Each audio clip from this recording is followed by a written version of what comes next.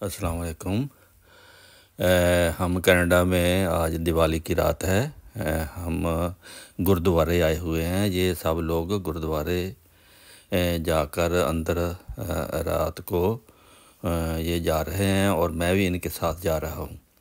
और मैंने ये देखना है कि ये अंदर करते क्या हैं, और वो फिर आप भी जो वीडियो देखेंगे तो देखेंगे कि अंदर रात क्या होता है, और ये रात के वक्त गुरुद्वारे क्यों आते हैं और अंदर ये क्या करते हैं, ये सारी बातें।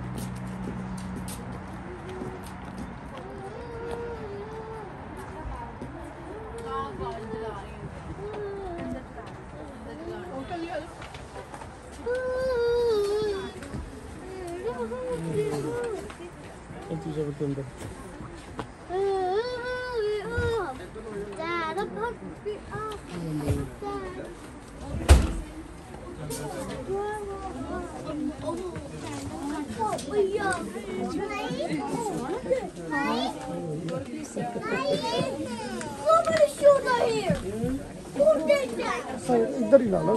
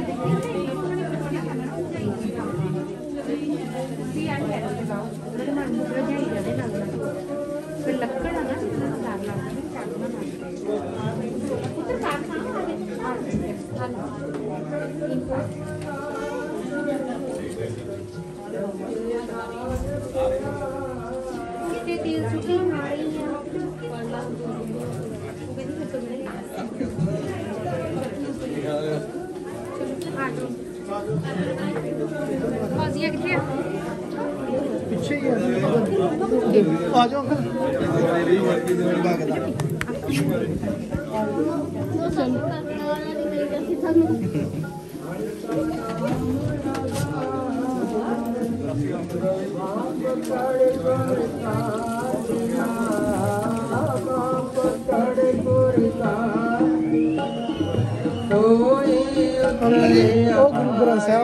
अच्छा, ਉੱਥੇ ਅਸੀਂ ਮੱਥਾ ਟੇਕਦੇ ਹਾਂ। ठीक है। ਇੱਥੇ ਸਾਈਡ ਤੇ ਖੜ ਕੇ ਬਣਾ ਲਓ ਵੀ। मैं इतने खड़ा हो जाऊँ। ਇੱਧਰ ਸਾਈਡ ਤੇ ਖੜ ਜਾਓ। ठीक है। ਜਾਓ ਪਿੱਛੇ ਖੜ ਜਾਓ ਪਿੱਛੇ। सतगुर